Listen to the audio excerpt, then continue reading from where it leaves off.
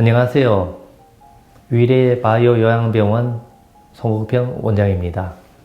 안녕하세요. 오늘 진행을 맡은 전현석입니다.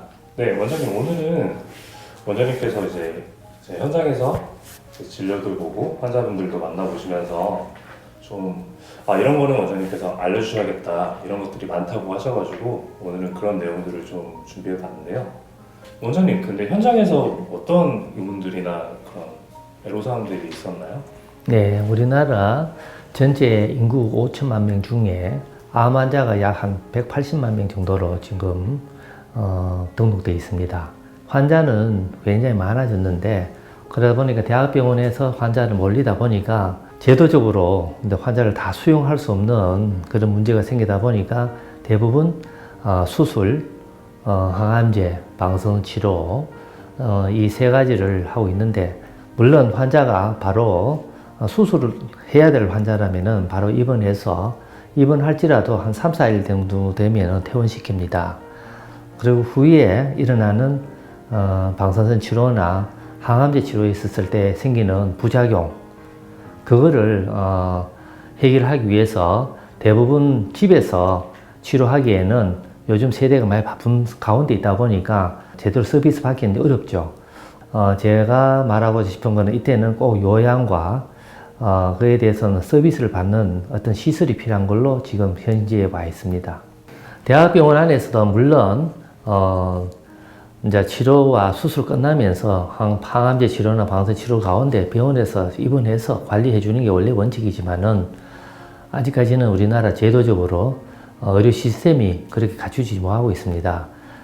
원장님 근데 제 생각에는 일반인 분들은 암요양병원이 정확히 어떤 치료를 하고 뭘 하는지도 잘 모르시는 것 같아요.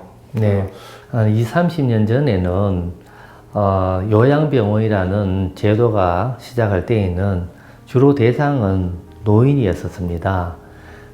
노인 요양병원이 사회 환경이 바뀌어짐으로 인해서 병원에 맡길 수 있는 그런 수요가 생기는 바람에 요양병원이 탄생했고요. 세월이 흐르다 보니까 그에 대해서 재활하고 접목돼서 재활요양병원이 생기게 되었습니다. 최근에 와서는 암요양병원에 관련된 데 있어서 과학이 발달되고 의학이 발달됨으로 인해서 많이 치료가 되고 또 많은 또 효과를 많이 보다 보니까 환자는 그에 뒤따라가는 부작용을 줄이기 위해서 필요한 요양시설이 필요하게 됐죠. 그 수요 때문에 우리가 말하는 암요양병원이라는 하는 명칭이 새롭게 생겼죠. 그러면은 암 치료하면서 생기는 항암 부작용이나 그런 여러 가지 부작용 같은 거를 케어해주는. 그렇죠, 맞습니다. 근데 관리해주는 역할이 꼭 필요한 걸로 나와 있죠. 그러다 보니까 집에서 예를 들면은 대부분 대학병원에서는 입원해서 알겠지만은 길면 일주일, 짧게는 3일 만에 대부분 퇴원시킵니다. 대부분 수술이죠. 수술하지 않는 경우는 거의의 외래로 항암제 치료나 방사선 치료를 합니다. 그러면은 수술과 생기는 부작용, 항암제 생기는 부작용, 방사선 치료 생기는 부작용, 이 세 가지 문제는 겪어보고서 알겠지만은 구토, 설사, 두통, 발열, 여러 등등의 불면, 정신적인 어떤 큰 장애가 많이 옵니다. 그러면 집에서 관리가 과연 가능할까? 현실적으로는 불가능하지 않나. 그러다 보니까 이런 요양병원 시설이 꼭 관리해 줌으로 인해서 아까 치료해 봤던 그런 결과를 향상시킬 수 있고 또 많은 도움을 줌으로 인해서 환자에 있어서 회복할 수 있는 또 암 치료하는 데 있어서 완벽하게 치료하는 데서는 꼭 필요한 영양 성분도 필요하고 또 관리도 필요한 걸로 지금 알려져 있습니다. 예전에는 요양병원이라고 하면 약간 나이가 있으신 분들이 그렇게 지내시는 병원으로 생각이 됐는데 암요양병원은 살짝 상대적으로 젊은 분들도 많이 이용을 하실 수 있겠네요. 역사적인 제도적으로 요양병원이 생기는 그때는 노인 요양병원이었었습니다. 치매와 또 노인성 질환, 예를 들면 뇌출혈 등등 질환들 집에서 관리가 어려우니까 또 요즘 세대가 바뀌다 보니까 아무도 집에서 지켜줄 분이 없다 보니까 간병인을 같이 서포트 해줌으로 인해서 그런 요양병원이 생겼고요.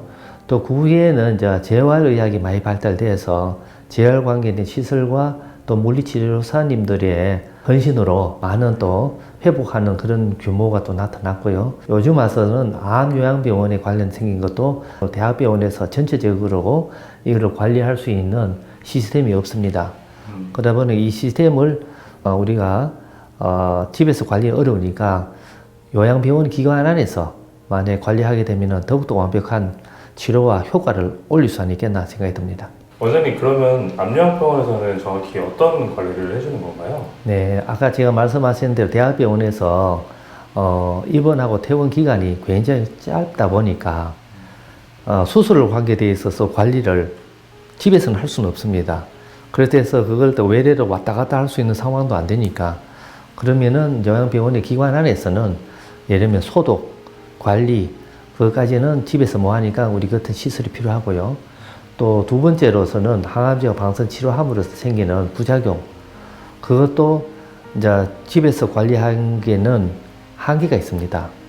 그래서 그러니 이제 여기서 신선하고 공기 좋고 어떻게 보면 관리할 수 있는 암이라는 건 잘 아시다시피 한 가지 원인으로 질병이 생기는 건 아니지 않습니까? 예를 들면 본인의 이제 체력과 또 나름대로의 기력이 있으면은 사실 암 치료하는데 도움이 되듯이 그러면은 식사와 여러 가지 음식도 정상적인 음식을 섭취할 수 없고 대부분 암 환자는 허약한 상태에서 암이 걸립니다. 체중이 빠져 있다든지 기력이 떨어지는 상황에서 암 환자가 걸리기 때문에 그러면 그 암 환자는 건강을 도모할 수 있는 방법을 찾아야 안 되겠습니까? 네, 그래서 이런 병원이 필요한 걸로 지금 수요가 생겼죠. 네요. 다음 시간에도 오늘 시간에 이어서 암요양병원에 대한 뭐 오해라든가 궁금한 것들에 대해서 원장님께 여쭤보는 시간을 갖겠습니다. 네, 감사합니다. 네, 감사합니다.